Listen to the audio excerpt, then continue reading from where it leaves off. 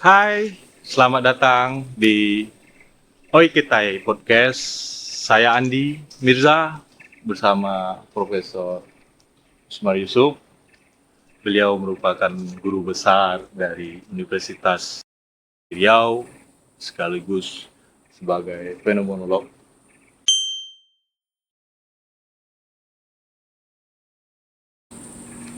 Apakah uzlah ini ada komunitas-komunitasnya, Pak? Baik itu dari Muslimnya, dari Hindunya, dari Kristennya. Apakah ada komunitas uzlah? Sebenarnya tidak komunitas ya. Uzlah itu bertindak dari kepercayaan diri sendiri dengan kerangka mencari diri dan dalam kerangka mencari diri untuk mengenal Tuhan, untuk mengenal the real, mengenal penguasa langit dan bumi. Tapi tersebab oleh tip-ek kejahatan yang berlangsung dalam muka bumi ini diselenggarakan dalam pola pemerintahan yang sangat otoriter, ya, pemerintahan yang sangat kejam, membuat orang melarikan diri dari kekejaman itu. Salah satu bentuk orang-orang yang melarikan diri itu adalah komunitas penghuni Gua Kahfi. Nah, itu dia. Penghuni Gua Kahfi itu ingin mengelak, menghindari tekanan atau kejahatan-kejahatan yang dilakukan oleh pemerintah yang otoriter ketika itu.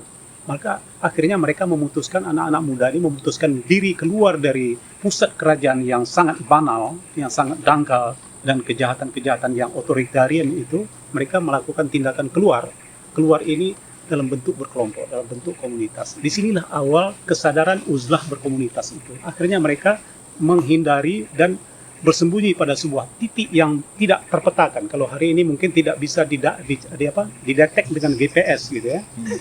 Ya, kalau boleh disamakan kenyataan itu pada hari ini tidak bisa dideteksi dengan GPS. Akhirnya mereka memutuskan diri masuk dalam sebuah gua. Nah, itu diceritakan bermeditasi dan sekaligus menghindar kejahatan yang dilakukan atau pengejaran yang dilakukan oleh pihak pemerintah yang otoriter tadi. Akhirnya mereka selamat walaupun mereka tertidur bersama hewan ya, ikutan mereka seperti anjing-anjing juga tertidur dalam ukuran ratusan tahun. Tetapi sesungguhnya mereka sebenarnya ingin menghindari kejahatan manusia dan mereka menempuh jalan sunyi tadi dengan cara menyelamatkan diri dan mereka mencari diri dan mencari Tuhan melalui jalan uzlah tadi. Inilah pola-pola zuhud yang di awal-awal peradaban manusia dalam sejarah perkembangan peradaban manusia. Zuhud itu diawali dengan uzlah, dengan cara melarikan diri, memencilkan diri, dengan cara menghindari dari keramaian. Ya, itu pola-pola zuhud di awal-awal. Kemudian zuhud itu sendiri dikenal bahwa zuhud itu dikenal sebagai upaya menghindari hal-hal yang duniawi, hal-hal yang fisikal. Hendak saya jelaskan sedikit ya. Tadi ketika cahaya dititip pada chip makhluk, cahaya yang turun dari alam malakut turun menjadi sesuatu fenomena di alam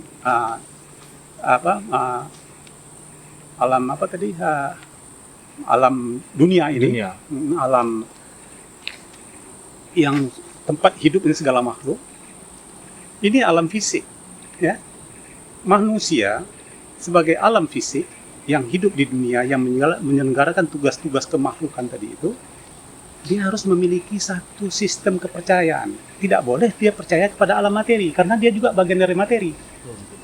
Disebabkan cahaya tadi itu membuat manusia yang menyelenggarakan alam dunia ini tadi, ya, alam sejadah ya, alam dunia ini diselenggarakan secara fisik. Sang penyelenggara fisik ini tidak boleh mengimani hal-hal yang berbau fisik. Dia harus mengimani sesuatu yang di luar fisik. Itulah yang disebut sebagai alam gaib atau alam malakut tadi itu. Karena cahaya turun dari malakut. Kalau manusia mempercayai hal-hal yang fisik, artinya manusia itu tidak lebih daripada kaum ateis, ya. Ateis, kaum yang agnostis yang tidak mempercayai hal-hal yang sesuatu yang berada di balik kehidupan fisik. Gitu. Nah, disinilah salah satu jalan uzlah sebagai satu titian menuju ke alam malakut. Jalan sunyi menuju alam malakut. Jalan sunyi menuju titian alam gaib tadi itu sebagai satu sistem kepercayaan bagi orang-orang yang sudah dinisbahkan cahaya yang turun dari alam malakut. Untuk berikutnya dia harus merespon alam malakut itu dalam bentuk sistem kepercayaan. Maka semua agama-agama itu mempercayai hal-hal yang gaib yang berada di alam malakut, alam malaikat. Gitu.